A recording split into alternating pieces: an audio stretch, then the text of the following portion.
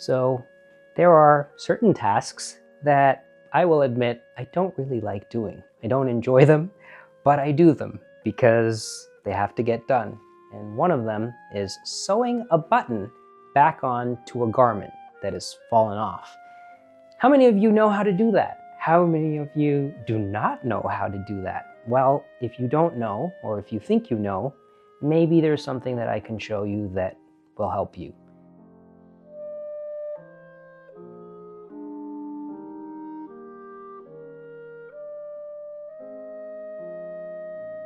I'm going to show you how to sew a button onto a scrap of cloth, and I'm going to use a very big button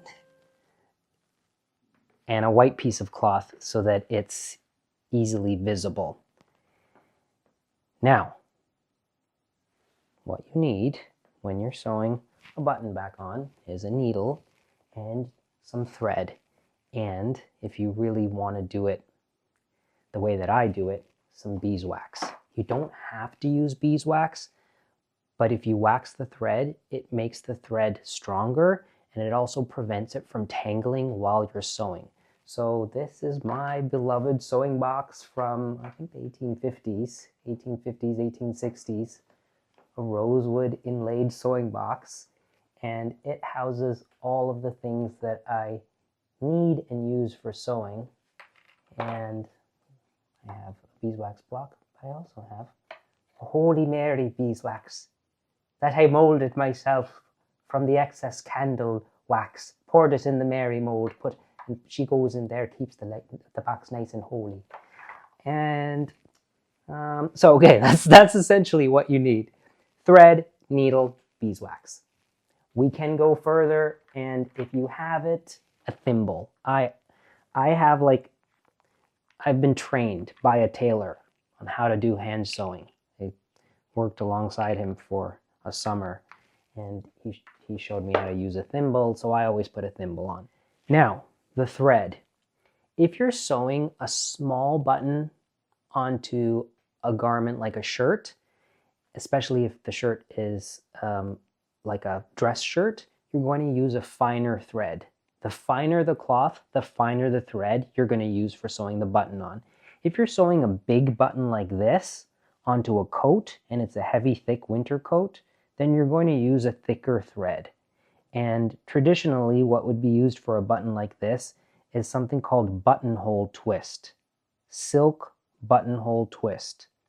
So here's some silk twist, and this is some cotton twist.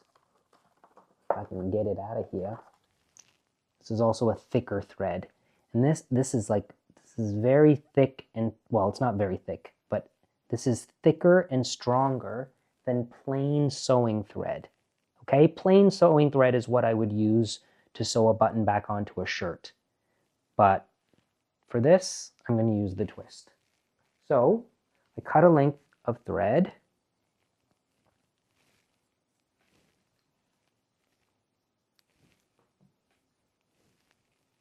And then I wax the thread. So I just pull it twice through the block of beeswax. Once. Watch this.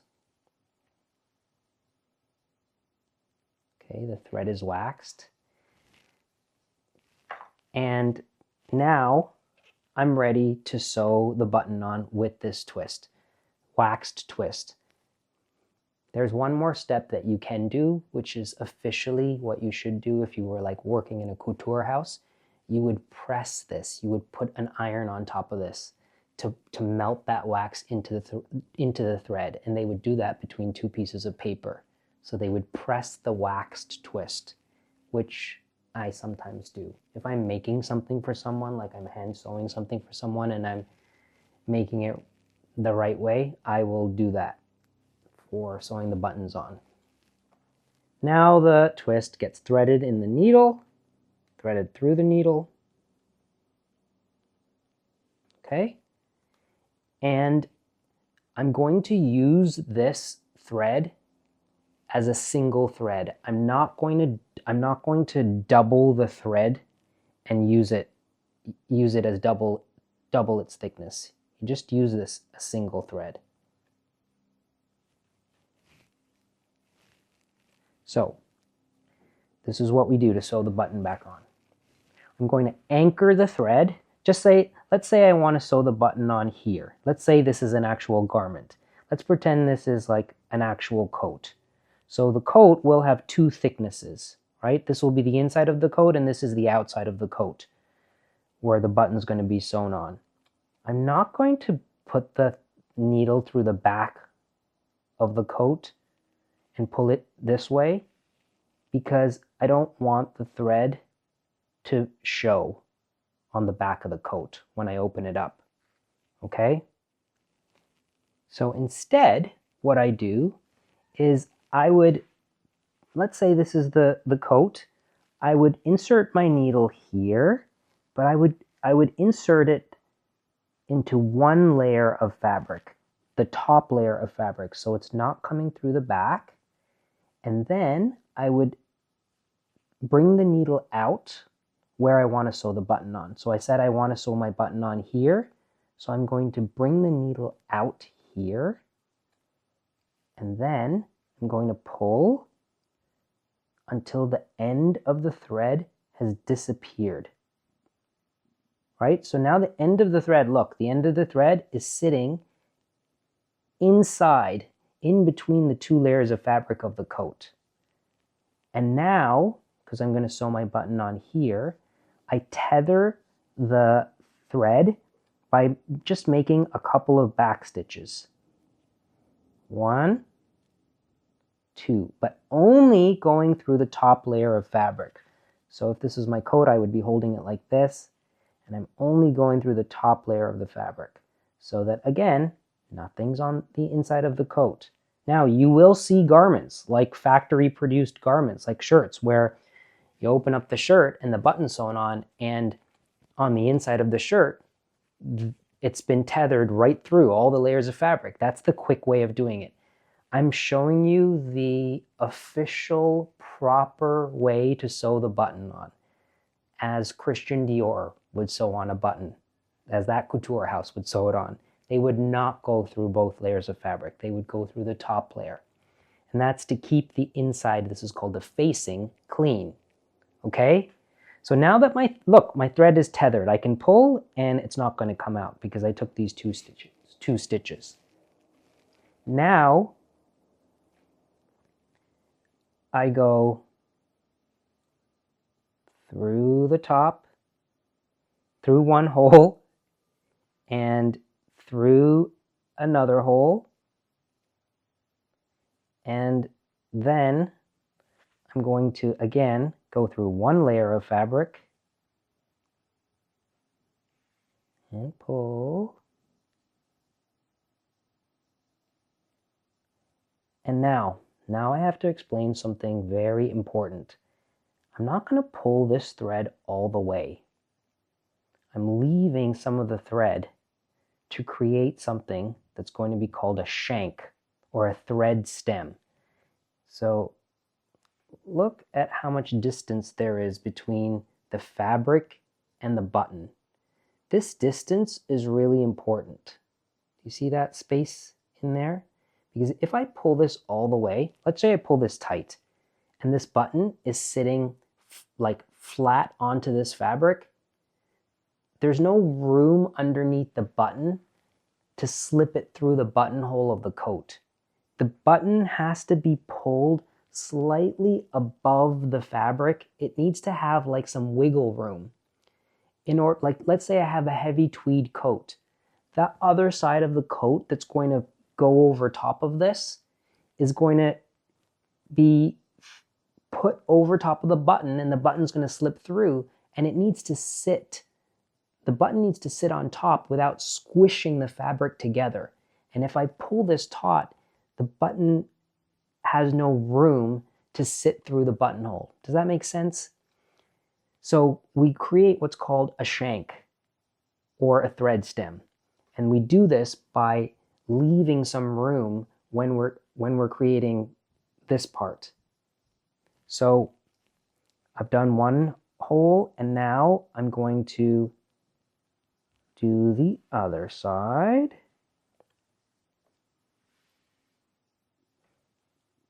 Okay, so now I've made a stitch through here and come up through the third hole. Now I'm going to go down through the fourth hole and do this. And again, I'm leaving the same amount of give that I did for the first loop.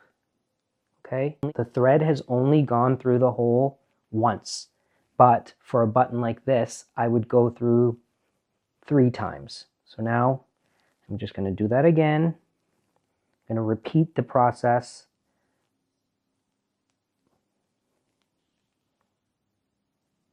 There's 2.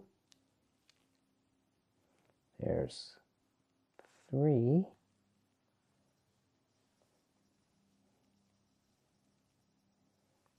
And now I have to do this side. 2 more.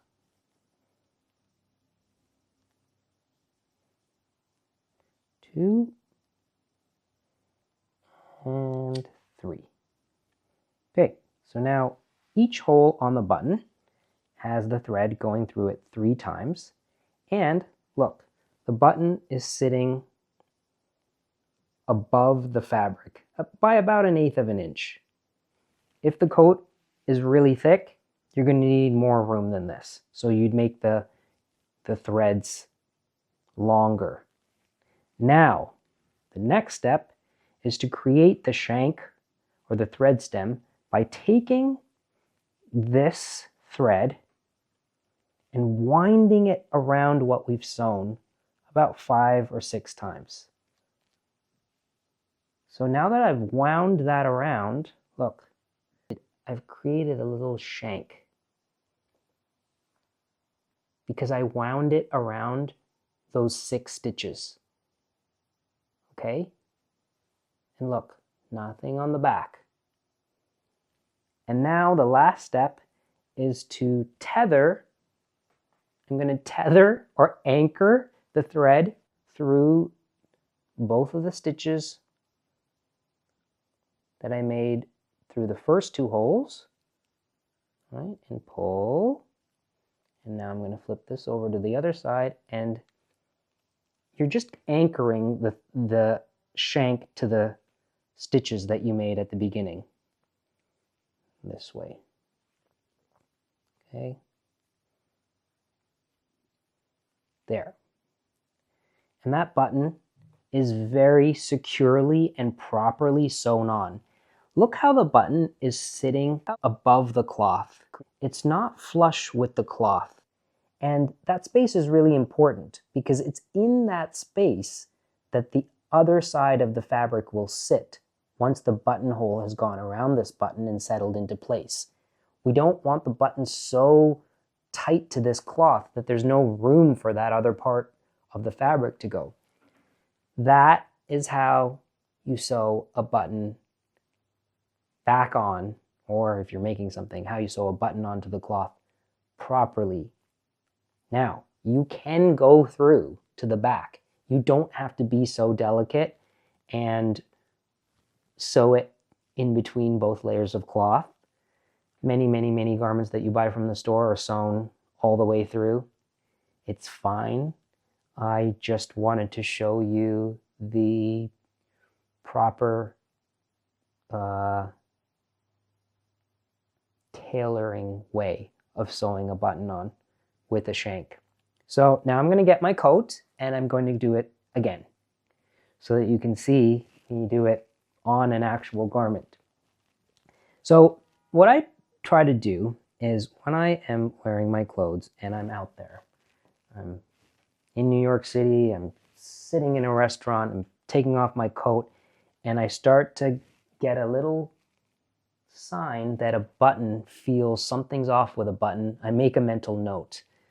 And like if I'm moving around and I think, oh, this button feels weird, I just tell myself later when I'm alone, look at that button. Because it's much better to cut the button off when it starts to fray and to sew it on properly than to have the button fall off potentially when you're out and about and then you don't have the button or you lose it or you put it somewhere and you can't remember where it is. So I try to practice what I call the preventative button security measure. This is what I have self-imposed onto my life. When I feel a button wiggling around and I know it's just a matter of time before it's going to fall off, I cut it off and re-sew it on. You know, I have to say that a lot of mass-produced clothing, I don't know how they're sewing the buttons on. Maybe there's a machine that just goes like blah, blah, blah, blah. Very often I see a little thread sticking out of a button, and if I just pull, the whole thing will unravel and the button will come off. It's ridiculous. It's horrible. This is the quality of how buttons are sewn on. So I find myself actually doing this quite often from store-bought clothes. If it's a really fancy brand, I have to say, like 10, 20 years ago, the buttons were sewn on securely. But I've been shocked that there are some fancy brands. I won't name any names. Well, I'll say this one brand is the name of a very famous French singer, her first name. I was shocked that the button just came right off. I couldn't believe that, Celine. Okay, so I'm gonna get my coat, my winter coat. It has been so freezing cold here in New York, like freezing. I've been riding my bike around and freezing my ass off, and the other night I noticed, look at this, look, can you see? I'm not even going to say anything, look. So this is how a button should sit. This is how a button, like on a well-sewn or a well-sewn button, it should sit like this. You see the room that's underneath here? That room is there to accommodate this side. Let's use this button here. See, this should sit like this. It shouldn't be squished in there.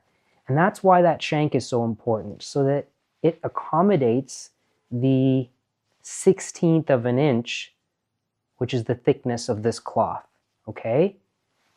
Here's the button that's loose. This is, if you create a shank, it should not look like this. It should not be wobbling and flopping around like this. The shank should be secured to those first threads that tethered the button to the cloth. When you secure it at the end, the securing it in place prevents this from happening, wobbling around. So if you create the shank and you do your thing and you look at it at the end and it's wobbling around like this, you haven't done it properly. It's a simple thing, but like everything, there are details that make a difference. So now, because this is loose, because this is like this, not because it was sewn on improperly, it's because it's actually coming off and it's going to fall off. So what I do is I cut the button off. Okay. Take out the threads. Poor little button. And then I remove all of this. Be very careful cutting. Don't just cut willy-nilly because you might cut the fabric of the coat. You don't want to do that. Look here. See? You see this? You see where the button was sewn? There? Look at the inside of the coat. I will admit to you, I've had this coat for a very long time. I bought it when I sold my first book. This is a very fancy coat. So, this is a very fancy coat. Look, it's not sewn through. They've sewn it in between. So now I have to make sure I do the same thing. In contrast, I'm going to bring something else and show you. Let's see here. Let's analyze the quality of the coats. Oh yeah, here we go. I'm not going to mention brands because I don't want to throw them under the bus. Here is a fancy coat. Very well made. Here is a beautiful coat that I love. I love this coat so much, but it is not sewn the same way that that coat was sewn. So look at this button, right? See that? See that?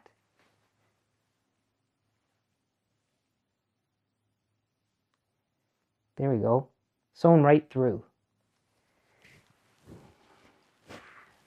I don't think in this world, the way people just cross the street staring down at their screens, that anybody really notices these things anymore. They're looking at other things. But I will say that I'm looking. I'm always looking. I would much rather look at my buttons than look at a screen. So these are the things that are actually, I feel, important, because it's not just an aesthetic thing. It is also how the garment functions. I have a great book sitting around here somewhere. I've had this book for so long and I've referenced it so much. It's called Couture Sewing Techniques. And I've used many of the techniques in this book. And the way I showed you just now how to sew a button on is the way it's described in that book. So I'm going to sew the button back on. I have a piece of my silk twist, which was waxed, and this piece I actually pressed with an iron. So this has been done properly. I want you to see the difference. So this piece was waxed. You saw me wax this thread, and this piece was pressed. So look at the difference. It's stiffer. It's stiffer and it's more consolidated. The piece on your right has been pressed. The piece on your left has not been pressed with the iron. So because I'm doing this officially and I'm putting it back onto my fancy coat, I took no shortcuts. Okay.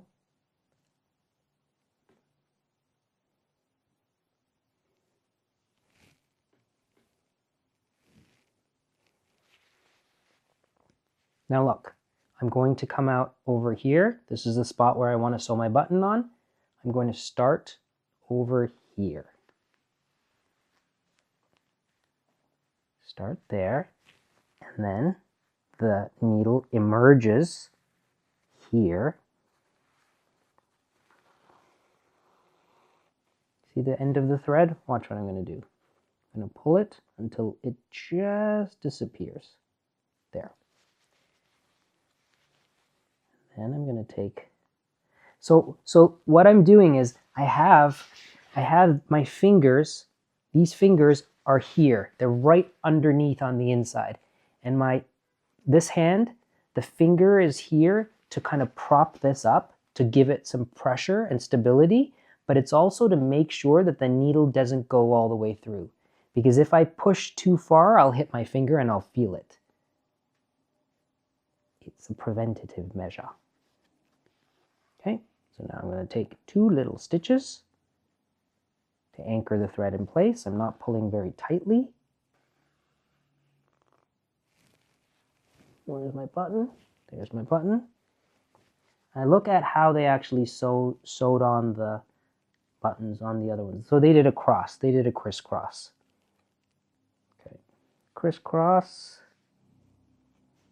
Now, here's where I have to determine my shank. Okay, so if I pulled very tightly, this would be flush with the coat. I'm going to leave a little bit, like 1/8 of an inch.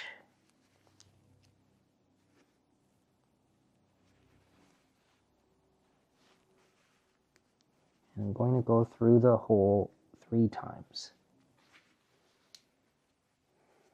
As I said, I don't like doing this. It is, admittedly, annoying. I've sewn it on, but there's space And now I'm going to make my shank by going around about 5 or 6 times. Nice little shank. And now I'm going to tether the thread by taking a couple of stitches through the shank and the first stitches that I put on.